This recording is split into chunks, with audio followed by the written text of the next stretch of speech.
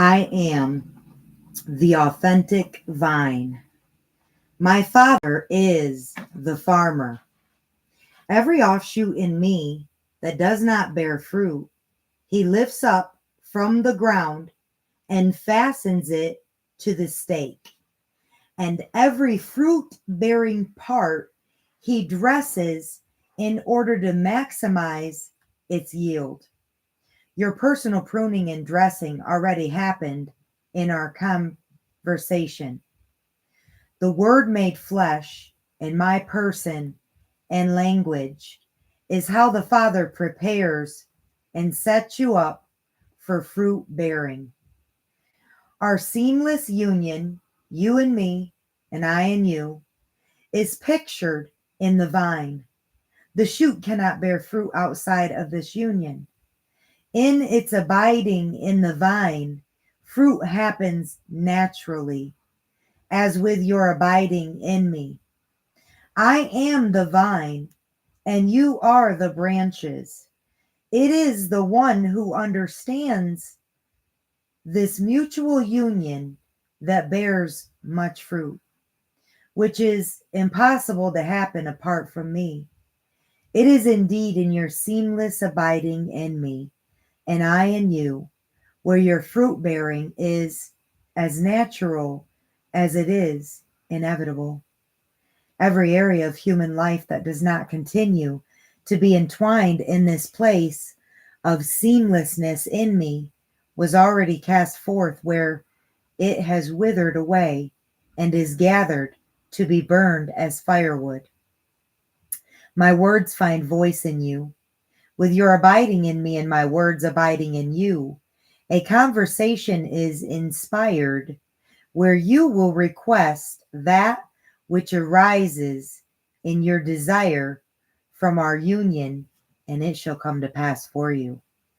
These union inspired desires bear the very fruit that endorses the Father's glory. This is where true discipleship is born. The love of the Father for me is my love for you. Abide in my love for you. By treasuring the prophetic conclusion of my life, you will remain constantly engulfed in my love, even as I treasure the completeness of my Father's prophetic purpose and abide in his love embrace. I have spoken these things unto you so that my joy will continuously infuse you. You don't have to invent your own if you can tap into mine. This is the ultimate bliss. I advise you to discover your love for one another mirrored in my love for you. This is the conclusion of my mission. There is no greater expression of love than the love that leads someone to lay down his life for his friends. Our friendship is endorsed in your continual engagement with the conclusion of my mission. I do not communicate with you on a slave boss basis. Slaves have no clue what their master is about to do. I talk to you as my friends, telling you everything that I have heard in my conversation and intimate association with my Father. This I explain to you in the clearest possible terms. I did not begin in you. You began in me. I am not your idea. You are mine. I have strategically positioned you in order that you may abound in much fruit bearing wherever life leads you. Fruit that would ceaselessly continue this same incarnate life of union with me. From within this place, anything you desire has already been granted you by my Father. All these things are the conclusion of my assignment to you and find their context in your love for one another. Know that the world system hated me first whenever you encounter their resistance against you. If your lives were the product of the world system, you would enjoy their applause and friendship. But they can't stand you because Their mold no longer has any hold on you.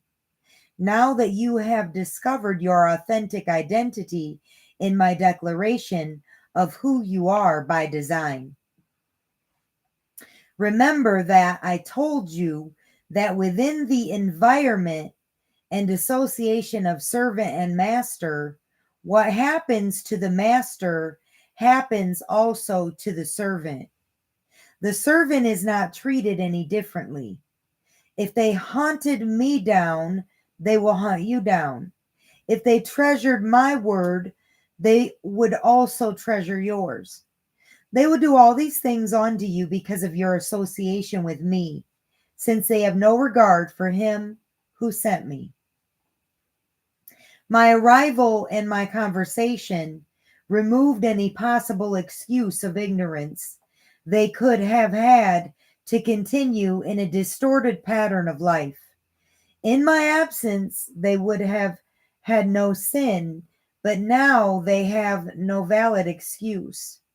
To dishonor me is to dishonor my Father. If I had not accomplished in them the works which nobody else has ever performed, they would have had reason to remain trapped in their distorted pattern of life. Yet, in spite of what they have witnessed with their own eyes, they continue to despise my Father and I. Their hatred for me fulfills the word of their own law. But when the close companion comes, who I will send to you from the immediate presence of the Father, the Spirit of truth, who originates and proceeds out of the Father, this one will confirm everything about me. You also will confirm everything about me, since you are with me from the beginning.